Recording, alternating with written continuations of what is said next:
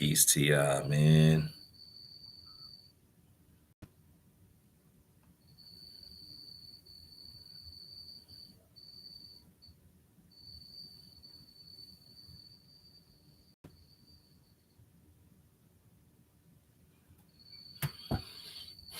Got that going.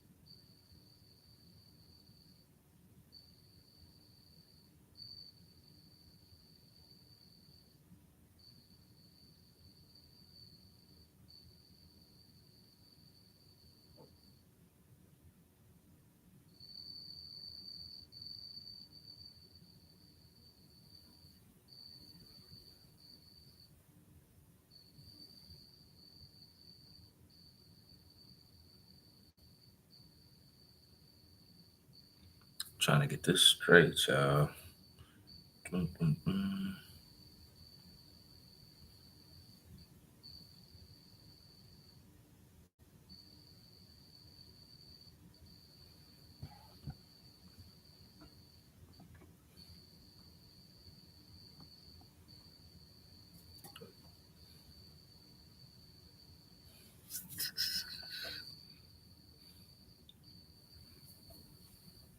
All right.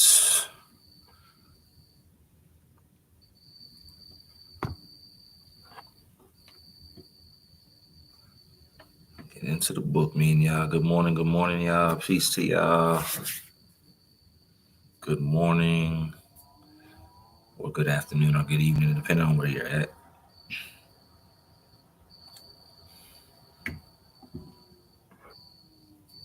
Peace to y'all, man. Everybody joining the live, everybody joining the chat right now. My name is Christopher Life Willers. What's good? What's good? And in 2003, I was sentenced to 144 years in prison. And this is where I talk about it. I talk about prison, Crazy Joe. I was not. I'm going to pin your comment, though, since you want attention this morning. Crazy Joe, welcome to the club, man. Definitely wasn't. You probably would have been, though. No cap. But it's all good, man. We out here living life. In 2003, basically, what happened was I was the driver uh, in a robbery where the weapon wasn't real. It was a BB gun, or excuse me, it was, that or whatnot. Um, Nobody was physically harmed, but yet, you know, I was given 144 years. This morning, I'm really telling a story. If you're over on TikTok, you can see the playlist or YouTube where I'm giving the breakdown of how this happened, how it occurred. And yeah, it's been a journey. Thank you for your perspective and your honesty. I won't stick around heaps, but just want to let you know it's definitely had a positive effect on me. I appreciate that. Appreciate you for sharing that, Mr. Granger. Good morning, and why such a ridiculous sentence? Man, that's the system. You know what I'm saying? That's the system that we got going on over here in the States. I'm saying that's the system that we got going on over here in the States. I'm saying that's the system that we got going on over here in the States. I'm saying that's the system. Uh-oh. Let me see. Kirsten disconnected her mic. We're gonna see what's going on. Um, can I? Oh, it says you have to or turn on your mic, Kirsten. You have to Oh wow, we're gonna have to hop off. You might have to hop onto IG. I don't know what's going on. It's echoing. All right. we're trying to get co-author or author Kirsten up here on the live so we can get into this book club on TikTok, but it's not looking like it's gonna work. Let me try it one more time.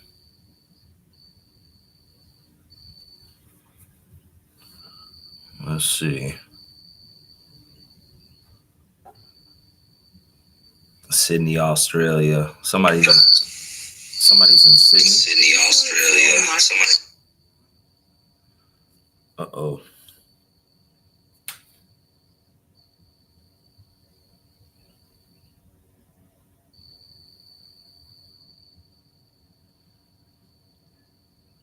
Somebody said, Kirsten, it'll work if you turn your mic on. I mean, your camera on. Let me try to we'll try this one more time. We'll try to work it. Oh.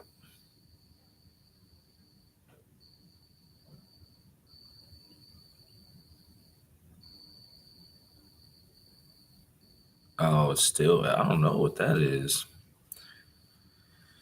All right. Maybe come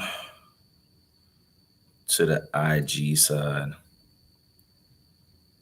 My friend is currently doing 14 years in prison right now. Come home, my brother. Thank you for sharing. I told him I shouldn't be friends with him anymore. How do you feel about being friends with a felon? I don't know why your reason would be not to be friends with a felon. That's a weird statement to me.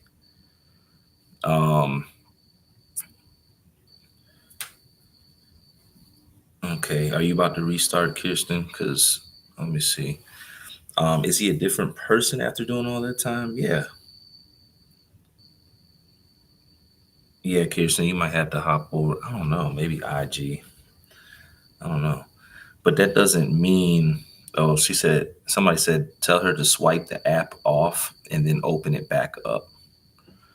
But it doesn't mean that you shouldn't deal with the person anymore because they went and did time.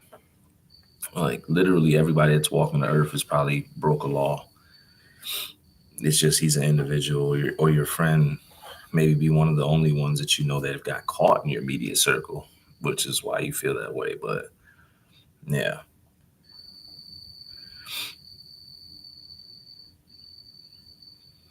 What did they give you 144 years and how did you beat it? New here. I didn't beat it.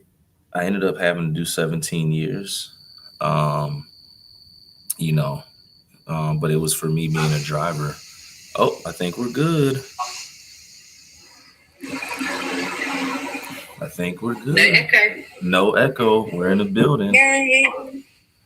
And I'll answer this last question before we get in. Did I ever form a connection with my birth mom? We've met, but honestly, after 36 years of not knowing my biologicals, it's difficult to form that connection. But I'm glad I got to meet him for sure, and I support him. But that's it. All right, book meeting time. Let's go. Okay, so we left off in chapter 7. I don't want to recap, but we ended off after Brother Anthony. So Brother Anthony was the last part I really had that you wanted to cover in chapter 7 of being at Sussex 2. When we lead into chapter 8, we start at Greensville. So is there anything between Brother Anthony and going to Greensville that you want to include at the end of chapter 7, or do you want to cut it at Brother Anthony? Yeah, so we can cut it, and it wasn't Greensville after Sussex 2. I went to Haynesville Correctional Center. That was my fault. Okay. Yeah, that was my fault. I thought about that after. I was like, man, because I went to Sussex, Haynesville, back to Sussex, and then Greensville. So, okay. Yeah. All right, so I'll just give you like a little kind of overview of the topics that we spoke about when we were planning out the chapters, and then you can just work your magic. So we've got Haynesville, your long-term relationship with a staff member, affiliations, drinking, Your father and then your grandmother. Yeah. So I guess Okay. I'll start. It feels like it's big, so if we don't get through all of that, it feels like it's going to be quite a big. There's a few big things in there. So if we don't get through all of that in one chapter, I'm happy to split that one. Yeah, because my father and my grandmother, I messed up the chronological timeline, but that's Greensville. But I know where I'm at in the story. My fault. Okay. Yeah. All right. Shoot. Whenever you're ready. All right. So yeah. So leaving off where Brother Anthony, had passed, or he got his life taken. I continued to stay out of trouble long enough on that institute, or on that camp, that prison, where I was able to go up for my annual review. My annual review was a big deal for me because it would give me an opportunity to go to a lower level, and I wanted to get the hell off Sussex. I had just lost a friend. I had watched multiple people, get hurt very badly, and at least 2 other individuals as well not make it up off Sussex. And Sussex was the type of prison where you never seen anybody go home. So went up for my annual review, and I qualified to go all the way to a level 2. I didn't even have to go to a 3. So the level 2 that they sent me to was Haynesville Correctional Center. And this would be the same camp that I went to receiving for as well, prior to going to Sussex. But so now I would be in general population here. Right away, with me getting to that camp, what I'll tell you now is I was not ready mentally. And just being at Sussex 2, a level 4, for a couple of years at the beginning of the sentence messed me up already, to the point that I was having a hard time adjusting to a lower level prison.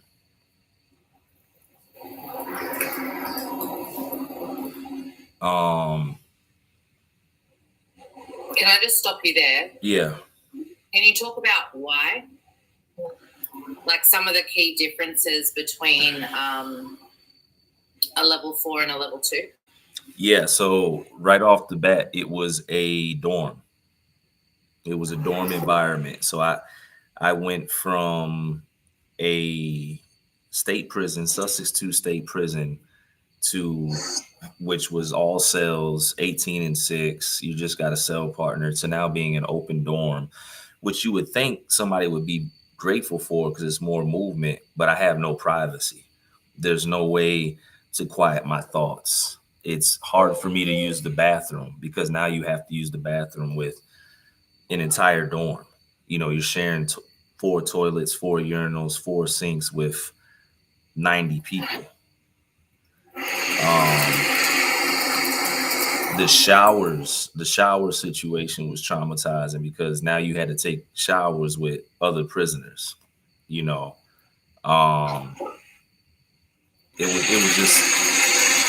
was just something I wasn't good with, and I didn't want to be a part of. You know what I'm saying? It was just hard for me to adjust.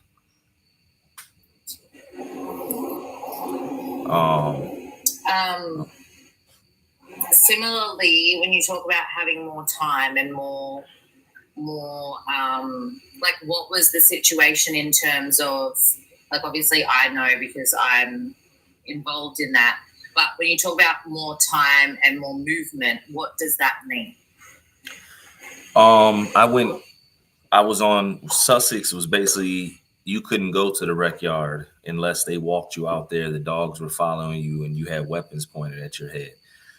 At Haynesville, they just opened up the back door, or they just said door break, and the back door to open up. You walk out on the yard and you got access to all the other pods. It's just, it was more movement. But on top of that, everybody on that camp was going home. So the mentality So was was there energy? Like, were the people different? It was. The people were different.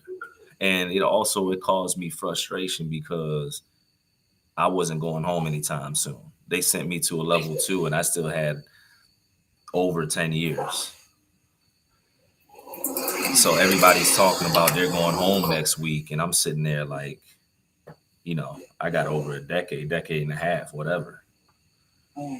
So I was really angry and agitated on that camp. And I would always make the statement. I remember whenever I found an opportunity to, I just came from a level 4, or on Sussex 2, they do it like this. I don't know how you guys, I was trying to project the fact that I had been to this maximum security prison as a way to kind of like present myself on this lower level prison as somebody that was a hard ass or somebody that was tough. And I was young. So, I thought that in that environment, I thought that gave, which I guess it did in that environment, it got you respect, because a lot of those guys, they would never even thought of going to Sussex 2, to do time, because it's levels to this when it comes to, the prison. So, yeah.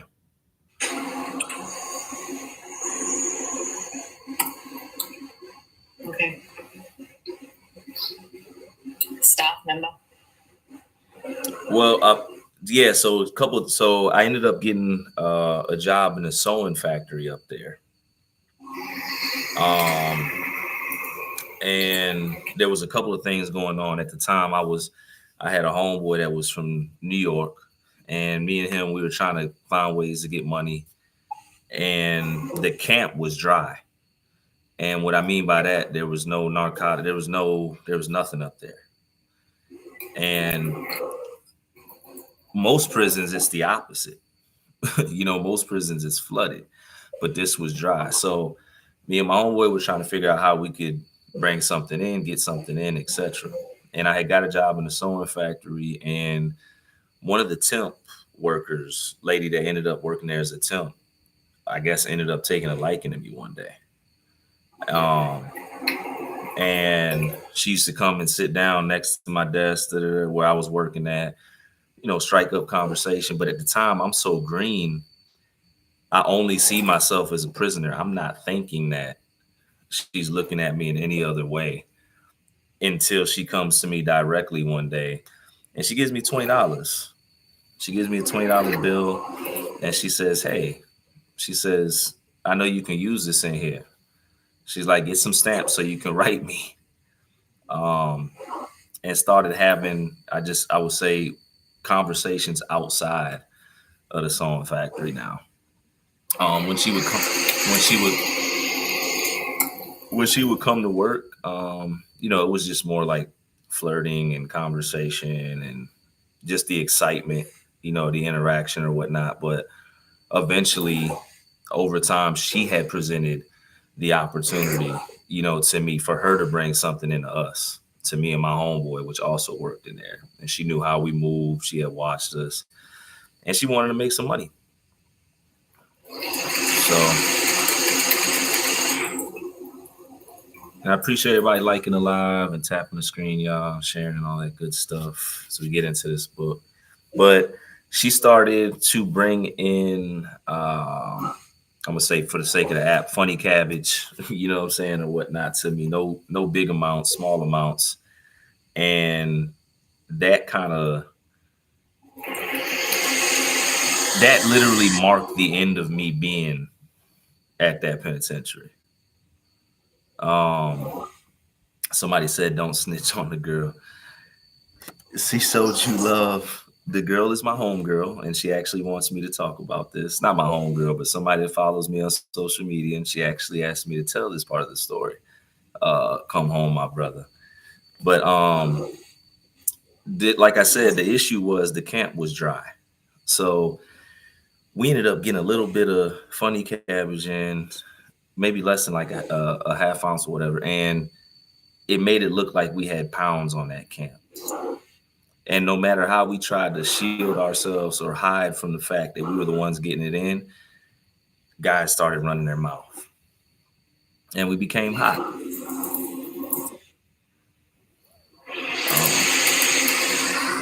Of course, at this time, I'm not thinking about stopping. You know, even though we're getting hot, it's I'm young, he's young. She don't really care because she's like, well, they don't know nothing about me. Y'all are hot, da da da da. And we're trying to come up with excuses to keep going, and um, end up basically, as in a way to kind of like divert the attention away from me. We brought in another one of our homeboys into our car, so to say, to make some money. And when we started getting the pack, instead of us pushing it, we were giving it to him to push out on the yard. And essentially, what happened was, unbeknownst to us, he ended up being under investigation for something totally unrelated on the street. And when they put that pressure on him about whatever was going on out there, a separate incident, he started to tell on everything, like inside the prisons, outside the prisons, everything. So I would say, man, just it was like a regular Tuesday morning, and all of a sudden they had called me and my homeboy at the same time down to the gym, and we're already knowing like that's not a regular occurrence, and you're calling us two out of nowhere, like something's going on. They called us down there. Um, they want us to both submit your analysis or whatever, because old boy done told on us, talking about we were getting the pack in, the work. So that was the first thing they do, test you to see if you're using. Both of us came back clean, but they immediately put me and him under investigation regardless, because it was dude had said we were getting the pack in on the compound. They were trying to figure it out anyways. Got sent to the hole under investigation the first time for 67 days. And I would say like the worst part about that situation, aside from being in the hole, was I lost 55 pounds in 67 days. And people are like, how did you do that? But when I was back there, the guards, like the first night I went back there, the guards were threatening, saying they were spitting in my food, or I dare you to eat that. We're going to mess up your food like you was messing up our compound. Like, there was just certain statements they were making. It just made me hard to eat. So I wasn't eating anything that wasn't prepackaged. So I would only eat like the cookies, the juice, the milk, things that I felt like they couldn't tamper with. Because a couple of the COs that worked back there, they didn't like me anyways. And now was their time to kind of, mess with me, which I'm sure they probably weren't spitting in my food actually, but I don't know.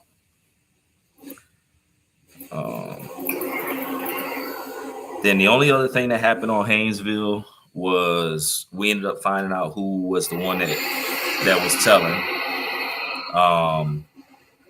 When we found out it was him that was telling, they had moved him. They put me back out on the compound as well as my homeboy. But I only lasted 10 more days. Once they brought me out on the camp or the compound, because they didn't give me a charge, they didn't find anything. It was word of mouth investigation that they put me back on the compound. About my 10th day out on general population, they called me for a urinalysis. Didn't use any narcotics, none of that. I just simply could not urinate. And how they do the urinalysis test up there, you have a 2-hour time limit. So if you don't submit a sample within 2 hours, it's over with. They're gonna lock you up and give you a refusal to submit, which is just like a dirty urine. And I probably could have, but I had this big white dude standing like on my shoulder, like he was being extra, you know what I'm saying, trying to make sure, like, and I just couldn't, man. My nerves were bad. And they locked me up. They gave me a refusal. And after about 2-3 months of being in the hole back there or whatnot, they sent me back to Sussex too. They shot my points back up.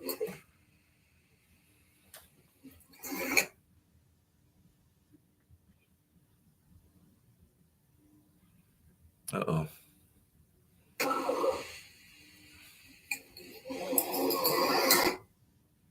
Somebody said stage fright. Uh-oh, Kirsten. I think it's breaking up. Oh, okay. It had broke up for a second. I can hear you now, though. Yeah, so then I was back to Sussex, too. And when I got How long were you at Haynesville? altogether, less than 2 years.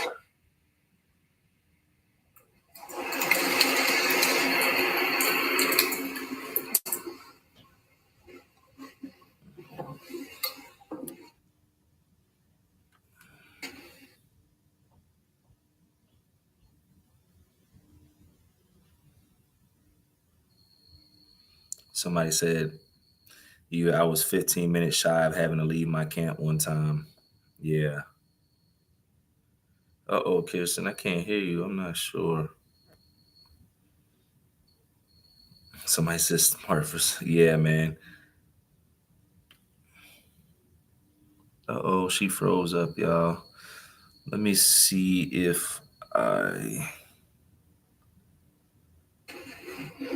Okay, I think you're back. Hello?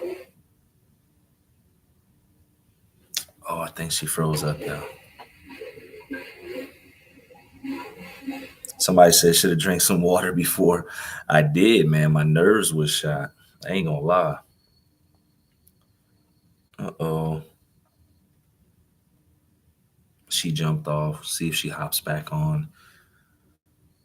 Yeah, she might have to disconnect and reconnect for sure, man. I appreciate everybody tapping the screen, liking the live, letting them know we're here, man. Share the live. If you've been formerly incarcerated, put that in the chat. You could put some green hearts in the chat.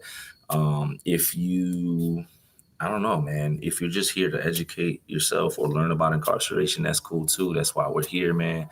But I appreciate y'all liking the live, sharing the live, all that good stuff.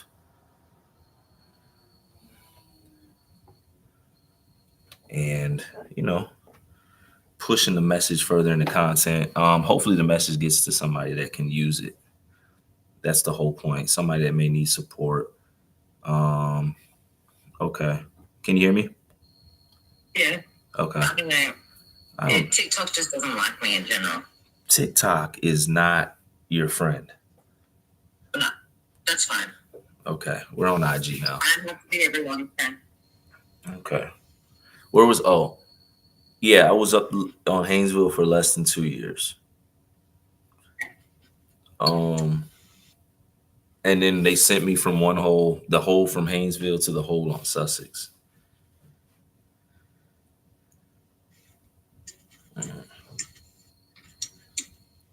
And altogether, I would serve over 14 months in the hole combined between this whole time, segregation time, transfer time.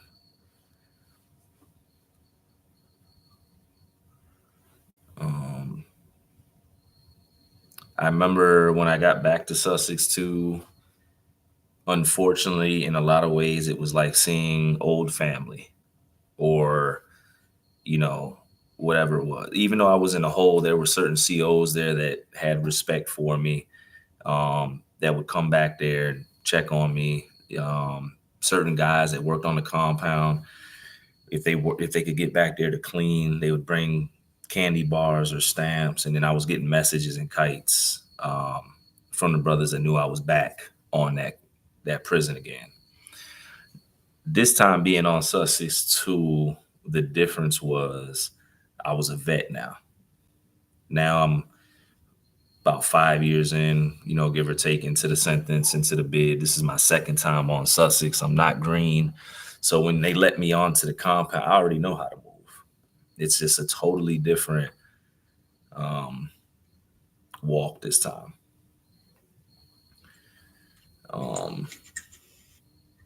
Somebody said, was the whole 23 hours? Yeah, the whole was 24 hours lockdown. But they finally let me out. I remember being super skinny because, like I said, I had already lost an amount of weight on Haynesville. Then being in that hole that long. So I remember something that I remember is all the mirrors in the hole were, you couldn't see them. You couldn't see through them or see your reflection. And I remember when they finally let me out in general population, not having a visitation that long, not seeing myself for real, I was finally able to see a mirror because I had to go to medical. And I looked at myself in the mirror, and I just looked like a totally different person to myself. I seen myself starting to get older. I was still kind of young, but also the amount of weight I lost, it was like I could see the physical impact that prison was having on me. And it was starting to mess with me. Like, I don't know. Depression was elevated because of that time in the hole. Anxiety, everything.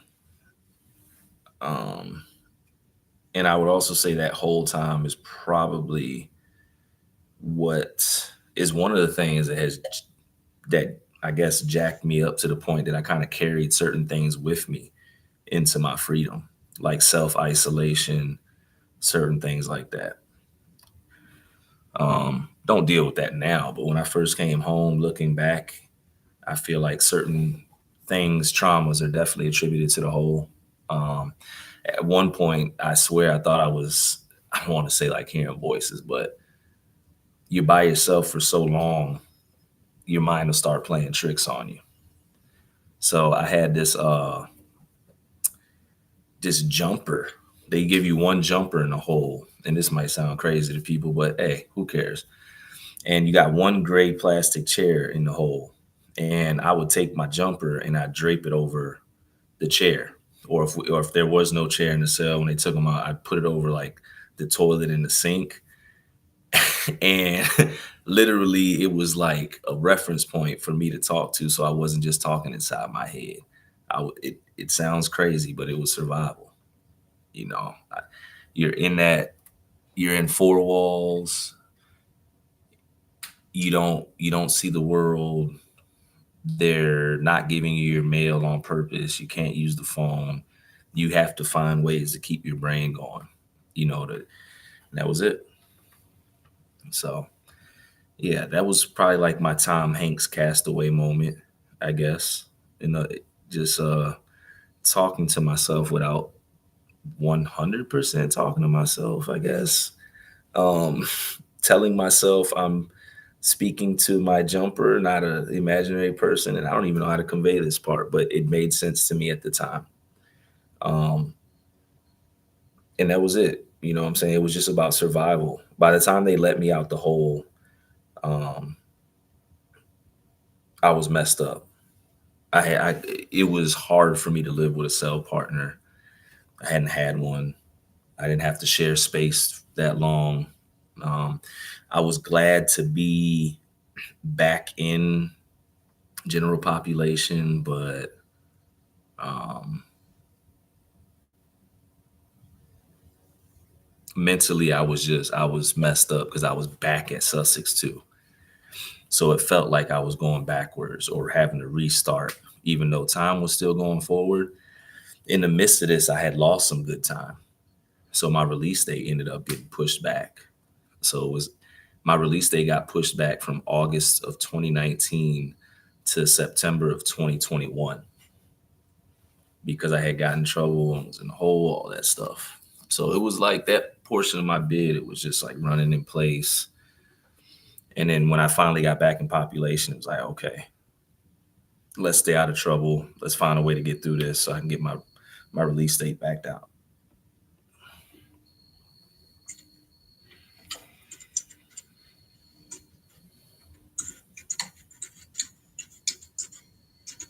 Mm-hmm. And I don't even know if all that makes sense, but yeah, that was it. Trying to think. It's funny. So we've got the kitchen supervisor, drinking, and affiliation. Well, sewing supervisor, because there was the kitchen supervisors on Greensville. That's why I said Yeah. You totally effed this up. I know, because when I was talking to you, like I said, I went from Haynesville receiving to Sussex, back to Haynesville, back to Sussex. When I spoke to you about the timeline, Can we tag this Haynesville bit onto the end of chapter 7? we can, because I feel like we can condense that. It's not like, you know what I'm saying, but however you see it. And then we can start. Did anything else significant happen at your second visit in Sussex too? No, not significant. I went to college, but they killed the program. They ended the program quick. So, but that second time to Sussex too, no. Actually, I was able to kind of stay out of trouble for the most part, yeah, and work my way back down. All right. So then let's go from leaving Sussex 2 again. Where did we go? Greensville. Okay, so go from there. Yeah, we should be good now. Now we should be, yeah. Because it's in my mind, I always forget I went here, and then back there and restart. Yeah. So now this is be my second time working my way down.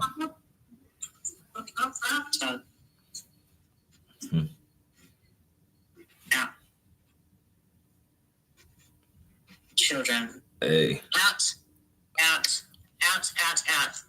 I'm doing something important. Out. Not my problem. No, idiot, I'll make it your problem. Let's go. Go. Bye.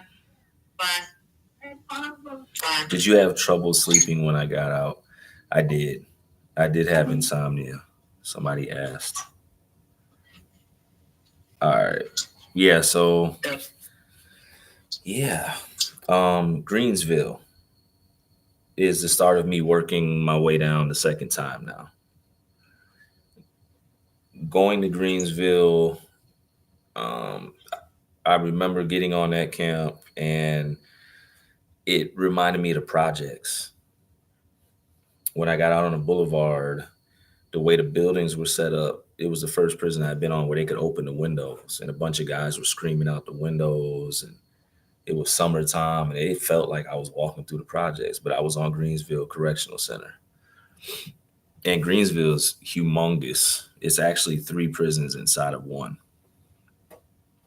So S1, S2, S3 is about, I think it's like at least 1,000 men deep.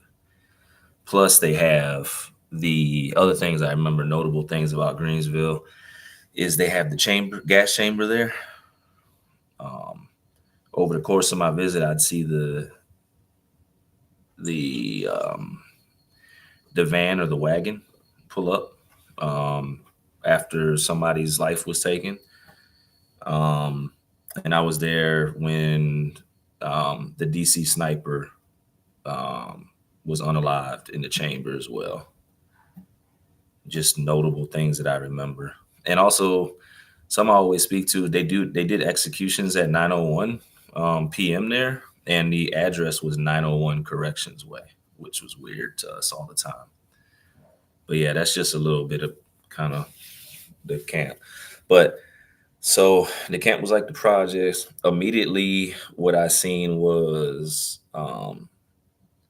gang politics was at an all-time high. Like I recognized that immediately getting onto that camp. They were there on Sussex, but Greensville, to me, represented like the hive of gang banging in the system.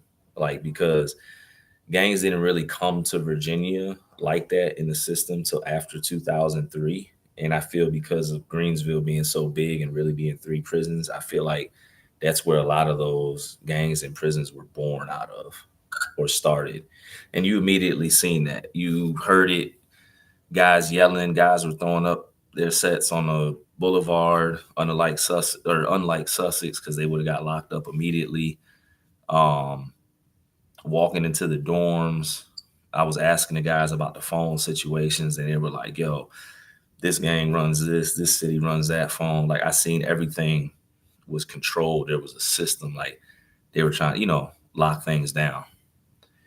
Fortunately, I did know some brothers because as you do time, you're gonna know some people. People gonna know you, and I had a decent reputation, good reputation. So um, I was able to get acclimated on the camp and ended up getting, one of my brothers to this day in the cell with me at the time on Greensville. So that was good. I was set. Um, got a job. Only other like big things that happened on Greensville, or the biggest thing is I got a job in the kitchen. Um, and I remember telling my brother once I was in the kitchen, I got him a job in the kitchen. I was like, yo, if I can get in this staff dining, I'm gonna take over the camp. And he was like, what you mean? I was like, man, because I'm gonna be able to talk to the CO. I said, I'm gonna be able to get us a roller, make some moves. That was my whole intention of getting to staff dining. Because I wanted to get a CO or somebody locked in so we could make some money. Ended up getting in staff dining, and man, I don't know. It was just that was my first time having a job where I was talking to staff every day. My mind wasn't just speaking to just people that was locked up with me. So the conversations was different. Um, and then I met the woman that would become my significant other for 6 years. In that kitchen, she was a kitchen supervisor.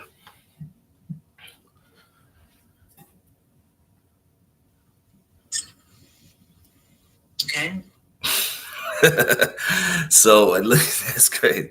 So yeah, so meeting her there on Greensville was unexpected. And I would say when my approach when I was dealing with these COs, nurses, all that, and staff dining was very much to try to convince one of them to bring a pack in or bring some work in. Like that was it. Like all I was thinking about was getting money, something, because I still got a million years to do. I felt like when I started talking to her, I didn't try to push that at her. Like I really like from the moment we had talked, she just seemed like good people. It was just good conversation. And I immediately, there was something in me that was like, man, keep this genuine. Like, don't even try to like bring her into this. You know what I'm saying? She's a good woman. She's just coming to work. You know what I'm saying? That's it. So I didn't. And like a lot of, I guess, relationships that happen or spring up because they do, we just organically just started talking. And when you work in prison or in a prison, you're there 8, 12 hours out the day, depending, on your schedule. So when you're in there and you're around certain people, naturally you're going to start having conversations and you're going to, have some commonalities or not. You might make each other laugh. And I think that's really what happened. And next thing you know, we were in a relationship, whatever that could be, or however that could be, be resembled with me being incarcerated. It was extremely stressful because on one side of the spectrum or whatever, I was happy because I had the kitchen supervisor or the woman all the guys wanted on the camp. She was the one they used to talk about when she walked down the boulevard or whatever. But the other part of me was like, it was bittersweet because I'm locked up. I can't really be with her. I can't let anybody know. We're sneaking around. We're almost getting in trouble. I don't want her to get fired, or get in trouble. It was just a list of things. But I didn't want it to end. I was grateful at the same time. I remember because she was the type of woman that people would try to have conversation with or whatnot. Because when you're in prison, if you see a pretty lady, you're going to probably try to crack a joke or something, hopefully in an appropriate way. A lot of guys aren't. But I remember having to tell her, like, yo, I know you have feelings for me. I got feelings for you. But if a CO wants to buy you a snack out the machine, like, it's not a bad thing. Like, I'm not home. I remember trying to in so many words trying to tell her to still live, if that makes sense. Um, and then one day, one of the COs or one of the sergeants up there tried to basically like ask her out. And I guess it happened in front of her peers or whatever, co-workers. And instead of her being cordial, which she didn't have to be, I don't know the extent of the advance or whatever, but her and him ended up getting into an argument. And by the time that argument was over, he said, "That's why you're not going to last here much longer. We already know you messing around one of these inmates." The following day, she came and told me about the incident, about what happened. And I remember saying to her, I said, "Hey, I think we got to chill all the way out. Like, I don't like the way this sounds." She's like, "Well, they can think what they want, but they don't know, they don't know who it is. He's just mad. That's how they do here, whatever." The next day, I went to go to work in the kitchen. I got up, got fresh, whatever. I got brand new whites on, ready to go to work. See my then at the time, my girl, even if it was for 5 minutes, it'd make my day. When I got there to the kitchen to go to work that morning, everybody was already talking. And they were like, "Yeah, such and such, she walked off." Da, da, da. So when you hear somebody say somebody got walked off, automatically the whole compound hears about it. And usually it's somebody getting tore off with some contraband, a staff member, something like that. But what happened was she didn't get walked off. She walked herself off. She quit. Because the next morning when she came in, they gave her an ultimatum. The sergeant had issued or initiated some type of investigation, basically saying that they felt she was being inappropriate with one of the prisoners down there in the kitchen. She wasn't able to do her duties, which was a lie, because whenever she worked, everybody worked hard because she was one of the cool supervisors there. Everybody wanted to make sure she stayed down there. And they basically said, "You need to tell us who it is that's basically got your attention or that you're fraternizing with or talking to, so we can get him up off here and you can keep going forward, or we're gonna get you." And basically she took option C, which was just to walk off. She quit that day. And that was it. I went through a period of just listening to guys talking about what happened. I went through a period of paranoia, not knowing that they was going to come after me. And I had no way of getting in contact with her because couldn't call her. Didn't think to get her phone number at the time because we were just writing, sharing kites, etc., whatever. And I didn't know if I'd ever hear from her again.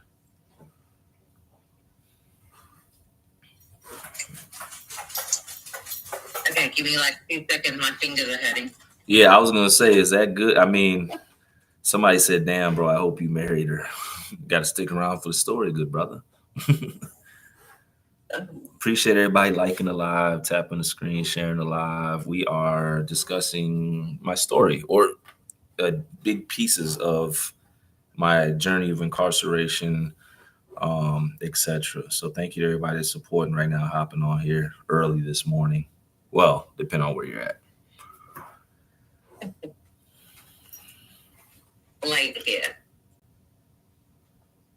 I'm trying to give you the story like without rambling forever, if that makes sense. So I'm trying to like. No, you're giving me a lot. That's why my fingers hurt. Oh man, I feel like I'm trying.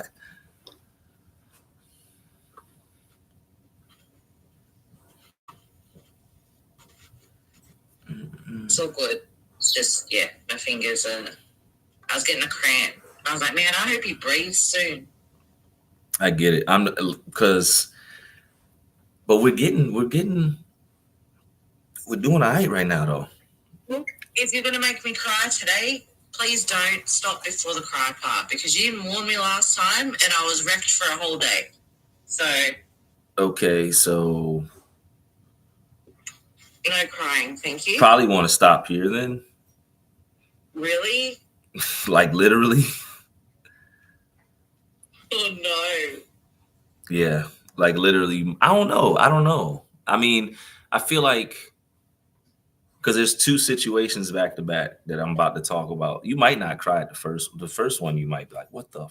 The second one you might. I don't know. It's a you threw me in the deep end last time, and I was just like, I don't know.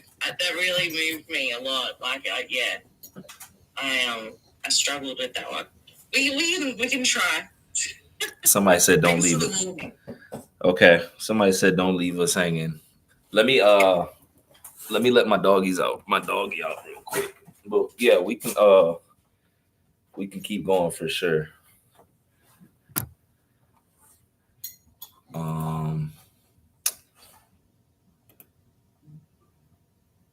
I want to make sure